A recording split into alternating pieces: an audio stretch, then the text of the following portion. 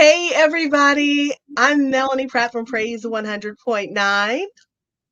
And I'm Holly Hayes from Mix 107.9. Hi. Hey girl, let's talk. You ready, Holly? Yeah, I guess I'm ready. Yeah, I'm ready. We're going to talk about food today. Yeah, I'm so excited about it. Like, food's one of my favorite things. Yeah, well, I mean, we kind of need it. We need it to survive. Um, we're doing a show right now called "Hey Girl, Let's Talk," and we're focusing on cooking. And Melanie, you and I have talked off camera about this before because trying to keep everybody happy in a household, it can be a little bit challenging, especially if you are, I don't want to say the word diet because I don't like that word, but if you're Yeah. watching what you eat, but everyone else in your house is not, and you're preparing something and no one else wants to eat that, and vice versa. It can become a little bit challenging, especially for parents out there. I mean, I have 3 kids. They're older now, so it's a little bit easier, but I remember vividly having to cook different meals and try to please everybody, and it was a challenge. It's still a challenge. So you Yeah, so I know it's fall time, so the seasons are changing. We're coming up on the holidays. Let's talk about what are you cooking right now, Holly? What's burning in your kitchen? Oh man, it's different. I don't really do a seasonal thing. Like sometimes I'll make a big old crock pot of chili and someone will say to me, "It's not chili weather." Like it's Right. that's for some other time of the year when it's cold out. I'm like, "No, I just if I'm craving it, I'm craving it, right?" So it's different every week. I will say the good staples that I fall back on all the time, especially now that the kids, I'm kind of empty nesting at this particular moment. Yeah.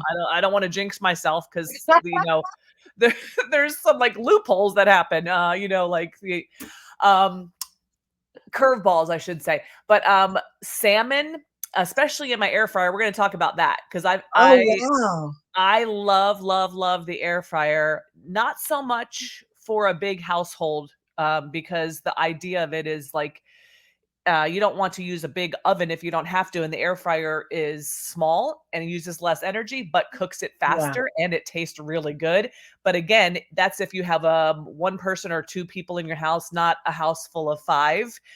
Because then you have to use like you don't have enough room in the air fryer unless you have a really big Yeah. one. Well, of course, Salmon and broccoli is a good go-to for me. Um, and on tacos are really easy for bigger families. I know you like tacos. I love tacos, and it's the easiest thing. Like, all you have to do is do your meat pretty much. And I'm a salmon lover, so I'm really, really excited to hear about salmon in the air fryer because I cook a lot of salmon. I actually use my air fryer a lot, but I've never really done it in an air fryer. So I'm excited to hear about that.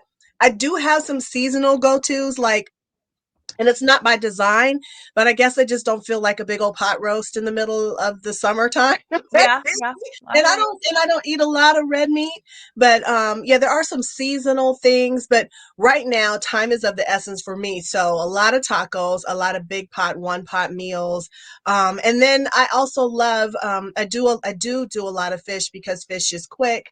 And you mentioned something that I really hadn't thought about, but they say that gas prices, electricity prices are going up. So, running that stove, that oven so often really might be, something else we need to factor in cooking this fall or this winter. Yeah, you can get I have a crock pot and an air fryer. Those are my 2 go-tos. Especially like I said, now that there's just me and the spouse. Yeah, Um, Heating up an oven, like you preheat the oven to 350 and it takes, 10 minutes or whatever. And then you use it for X amount of time, and then it seems right. kind of like pointless for one little piece of salmon or 2 pieces of salmon. So the Yeah. air fryer, I think people you can get them online for pretty cheap, or the big stores like the Walmarts and the Targets have them. But I started off with a real small one, the one that is like I don't know the quarts, the sizes, but it Right. was a real small Me one, neither. and it was a round one, and it was enough to fit 2 salmon loaves or fillets in there. I like the Yeah. little ones that are kind of rectangle. Okay. Okay. And the downside is the small ones, it's like you have to make the salmon, then you're done with it, and then you make the broccoli or the Brussels sprouts. I know people cringe when they hear Brussels sprouts, but if you I you put love shaved them. If you put shaved Brussels sprouts in the air fryer with a little bit of seasoning, they come out Yeah, like crunchy, and I love them when they're crunchy. I Um, love but them. now I have like a double decker air fryer. I gave the small one to my college kid, and they use it at their in their apartment, and I got a bigger one, so it's a more of a rectangle and it's double So like layered. a microwave size? Yeah, it's like a little tabletop microwave Oh, size. I just had to upgrade because I realized that I liked the air fryer so much that I wanted a bigger one so I could cook 4 pieces of salmon instead of 2, you know? this list, yes. Yeah, so put it on your Christmas list, and the crock pot I had been using since before I had kids. I'm Yeah, telling you, I can make turkey soup in there, I can make chili, like I said, taco meat, and what I like about tacos, Melanie, is that you make it, but then someone else makes their own. Yeah, absolutely. so it's like, I'm like, "I made the taco meat, you're in charge of how you want it. I'm not it's this is not a restaurant. You don't tell me you want lettuce and cheese, you go make it yourself." So, you kind of put it in the crock pot and you're done for the day. I love that. I love that. And accommodating everybody in the house is another thing that I know we wanted to talk about. I Yeah. know you've got, sometimes accommodating well, let me say this. First of all, back in the day, I come from a household where it was like, if you don't eat what I cook, then you don't eat. But I think these days there's a little bit more leniency and understanding. Of course, we have kids that have dietary restrictions or preferences. And the same thing with us. We have different parameters around our eating. How do you handle all the different things going on in the house when it comes to food? Oh boy. I was embarrassingly catering to my kids where because I eat a certain way, so I found myself making a meal for me and then a meal for them. And then it got to a point where I'm like, I'm not doing this. So, like, say, let's go back to the tacos. Perfect example. I went through Right. a phase where I don't want to say phase because it makes it sound so trendy, but I was vegan and vegetarian for a while. So at that time, I would make something like tacos, and it was super easy because I made it for everybody, and then I could take out what I didn't want. So Yeah. then I would make like a taco salad or a tortilla or something, and I didn't have to put the meat on it. Same with spaghetti sauce. Again, in the crock pot, spaghetti sauce is amazing, but I would make a side of marinara just for me without the meat. I did get to a point later where, I had one kid that was super picky that would only eat chicken nuggets and french fries. And then another child that would eat the salmon if I made salmon. And then another child, well, I don't like fish. And I said, this is not a restaurant. So, like you said, I'm going to make something. And if you don't like it, you can go cut up some apples and celery and whatever. This is not a restaurant. But this was, of course, when they got older. When they're little, when they're 4 or 5 and you're still cutting up their food and stuff, Yeah. a little bit different. But I've always been really strict.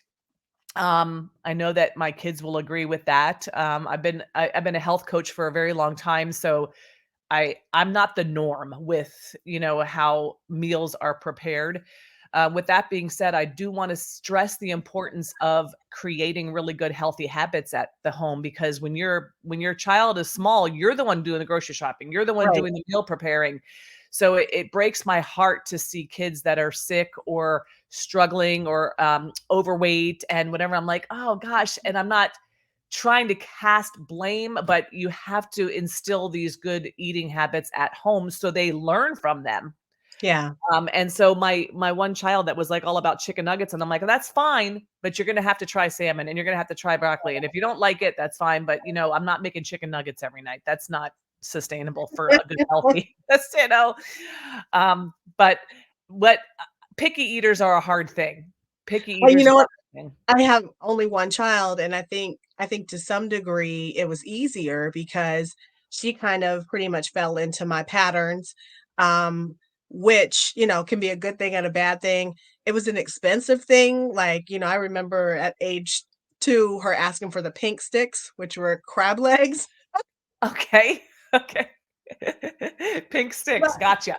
and large, her tastes are my tastes, and so it hasn't really impacted in my house. Now, what has had an impact in my house is that, as you mentioned, my dietary focus has changed from time to time for different reasons. I don't know what your reasons were, but like right now, I'm focusing on lowering cholesterol and And so, I've taken to, eating more oatmeal, or different things that, and there are seasons where I've been vegan or vegetarian as well, pescatarian even, and, for many different reasons. And so I've been kind of fortunate that in my house, generally, they'll eat what I eat, but there's a lot of pressure because we love food so much. You want it to be an enjoyable experience. You want your family to be satisfied after a breakfast or a dinner. So it's kind of tough. Tell us. I know you're on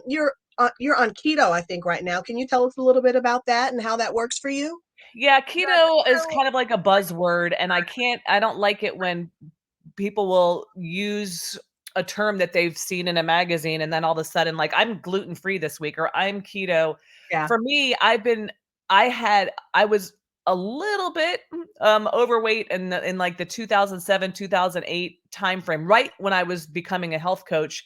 So I did this doctor based program, and I highly recommend that if you are going to do keto, ask your doctor about it or a nutritionist because it can be really if you're just looking in it and searching it online, you could do some damage to your kidneys because it's a very low sugar, low carb, kind of like Atkins way back when. Remember when Atkins was the thing, and then it was like, oh, Atkins is bad. So yeah, keto is a very low carb, low sugar way to eat. And we have to remember that fruits and vegetables are still carbs. So carbs get a very bad rap.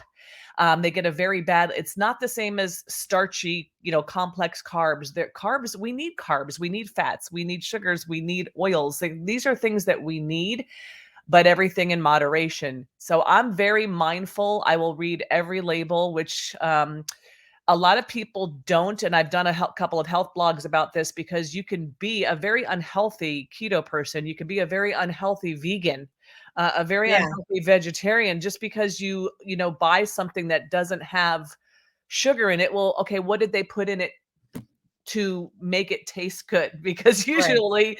usually there's something in there that you might not want. So in answer to your question, I do follow a very ketogenic diet. But with me, I am very educated on it. So it's not a buzzword for me. It's a lifestyle. And I look at the labels. So just strict keto is probably under 25 carbs a day, and that's hard to do. So I'm probably just under 50 of carbs per day. But I watch Wow. everything that I put in my mouth, except like on holidays like Thanksgiving. We'll talk about that because that's coming up. But and moderation for everything. I'm not one of those that's gonna say, "Don't have your apple pie." Have your apple pie. Have your apple pie Have your apple in pie. in moderation. Yes. Every Let's go into the holidays. How do you well, let's start with how do you manage your dietary focus during the holidays? Well, I don't wanna say, I break all the rules for the holidays. I do like, if I have company in town, sorry, I've got a piece of hair in the I Me used too, I know. girl. No, you do not.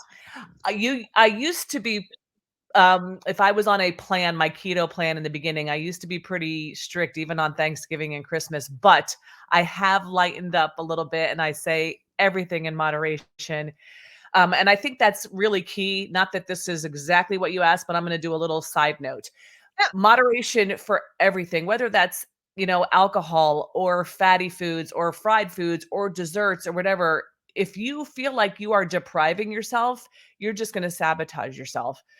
So you can't go into it like, like like limiting yourself too much with any meal plan because then it's just going to be if you have one little piece of apple pie, you're going to probably eat the whole pie go because you're like, crazy. oh, I haven't had pie in so long, you know? Um, Yeah, but the problem is our bodies are really smart, but if we give them too much of something that it doesn't know what to do with, it will backfire. So whether that's your gallbladder because it can't process, all of the fatty acids in our body, or if it's your insulin because it can't break down the sugar fast enough, right, or your liver because it can't process the alcohol fast enough. So everything in moderation so your body doesn't backfire. Um, right. but but for Thanksgiving, so of course I'll do the turkey, which a funny story. I think I told it on one of maybe off camera, but when I first got married, I didn't know that they had turkeys different sizes. So I got like this huge, 19-pound turkey for 2 people, and my husband's like, who's coming to Thanksgiving dinner? Like, what is all this? I mean, so I'll do the turkey, I'll do the green beans, I'll do, corn and mashed potatoes. But if I hear me saying that, it's all starchy foods. So I try to make everything so everyone's happy. But a lot of the side dishes for Thanksgiving, sadly, are pretty bad and full of full of bad carbs. But Yeah. have at I it for read a one day. story yesterday. I don't know if you saw this, that the royals are actually weighed in before and after Christmas dinner. Did you hear What? about this? Yeah, I didn't read the full story, but they actually are, it's a thing. They actually are weighed prior to Christmas dinner and after Christmas dinner. I'm gonna have to look and see what I happened. need to know details about this because what would be the purpose for that? I don't want to be getting on a scale after I've had a bunch of apple. Sure. Like, oh my gosh, it's like we all go, we all have our things, that we're watching, and that's one thing. But like you said, it's like moderation and and allowing yourself to enjoy, the occasion. I can't imagine the pressure of like stepping away from the table and like, hey, come here, girl, get on the like what? Gotta be kidding Wow, me. that seems kind of abusive. It absolutely does. I kind of, in years past, before I was a woman of a certain age, I paid no attention to of any caution during the holidays. Did not care. Of course, you get to be a certain age and wiser, and realizing that you need to watch certain things. So I kind of take the approach that I eat everything one time, but Right. it might be a little bit of everything. So, and then I try and leave room for the things that I love. So I love bread. I love butter. Like right now, I can't do butter because of the cholesterol. For the holidays, I'll leave room for bread and butter. So that might mean, a few less mashed potatoes, or no mashed potatoes, or no, sweet potato casserole. What whatever the case is, I try and balance everything out. And dessert, I think, because some of those things only come around once a year, I do a little sample plate.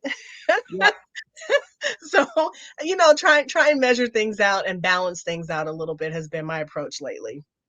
So tell me about your personal health food journey. Like what has you, I know you said cholesterol, which I can give Yeah. you a really good plant-based butter substitute. That's really good. I promise you. I Tell know me, people I'm get trying a high. few right now. And this is the thing, when they told me cholesterol, I've never had an issue with it. I knew immediately at butter. If I cut out butter, they will probably be like, "Girls, nothing's wrong with your cholesterol," because I don't eat a whole lot of meat. I do eat fish quite a bit, and I cook generally with olive oil and those kinds of things. But let me tell you, a waffle, a pancake, a roll, it is basted in butter. So I cut Oh, that out completely. So I'll definitely have to hear about your plant-based substitute. I will Um be happy to. the just the older I get, things change, and some of those things I'm trying to watch before they become an issue. Like I don't want to have an issue with diabetes, so I'm pre-watching my sugar. I do not want to have a blood pressure issue, so watching those things, and really just trying to preempt some of the things that I know come with, a lot. Sometimes we say it's genetics, and that things are hereditary, but oftentimes it's our family eating patterns as well. So just trying to watch some of those things, and it's really interesting. My parents had some issues with some of these things, but years ago took dramatic changes in their diet, so it makes it a lot easier when I'm eating at my parents home, to not have to you know be concerned about certain types of fats or a lot of fried food, because they've eliminated those things from their diets as well. So a lot of it really is what we pass on, to and through our families. It's really fascinating. It is. It resonates with me when you say that because my father died when I was 11 months old and he had high blood pressure Wow. and had an aneurysm, and now my it's not always genetics. Like I look at my siblings, I'm the youngest of 8. So I look at them and I'm like, and they all think I'm crazy because I'm so health conscious and I eat way different than my siblings. And I'm like, you guys, we have, history of this in our family. We need to Right. be careful about what we eat. And I have a son that's in medical school right now. Well, yes, he's getting his master's in anatomy. So he has actually texted me in the past few months and said, Mom, I just want to thank you for all that you Wow. have instilled. Because when you are opening up a cadaver and looking at the fine tuned engine that our body is, he says, I have mad respect for all it does.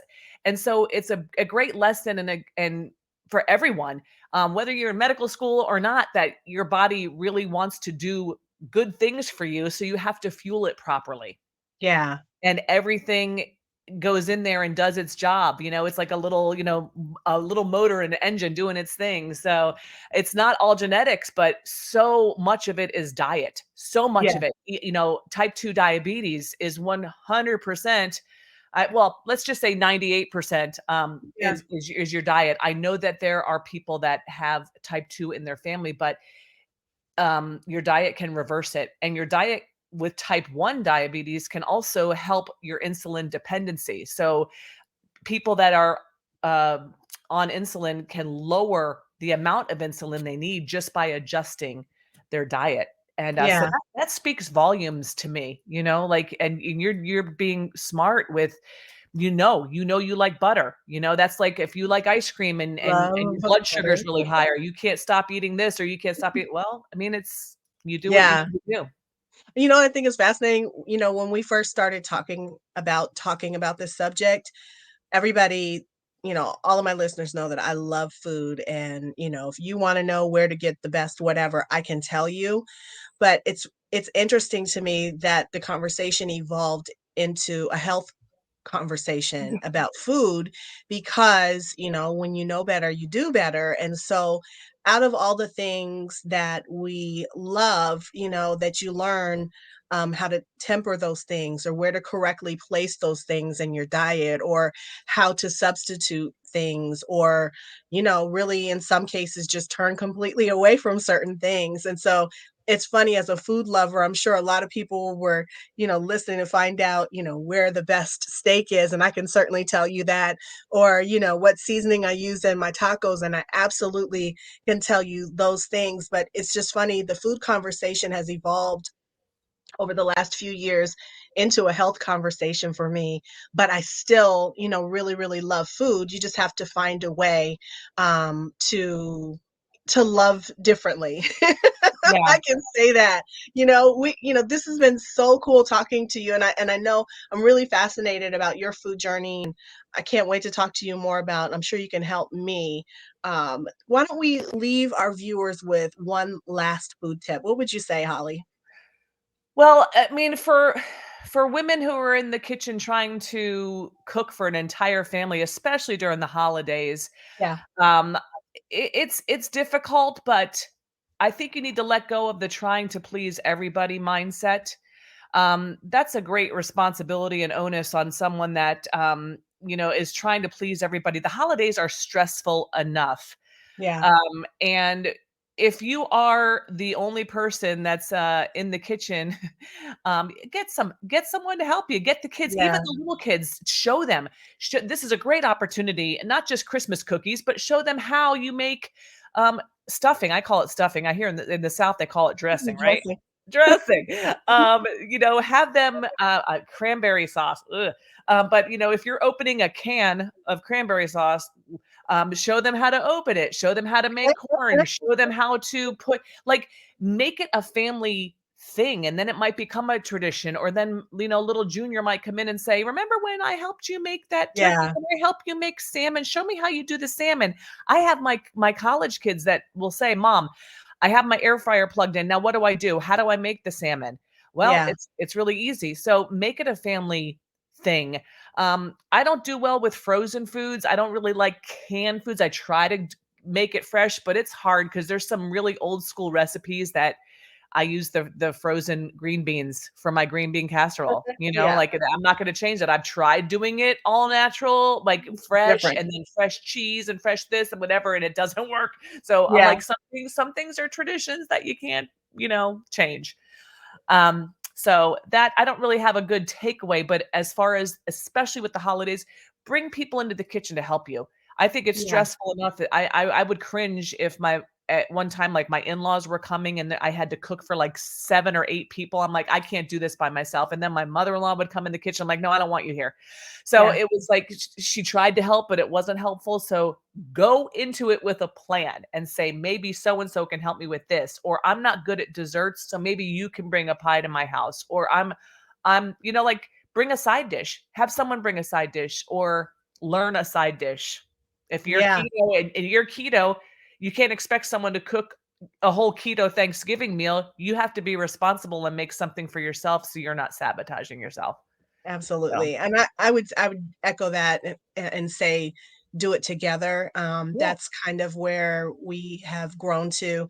It used to be I would go to my mom's house and she would have taken care of everything.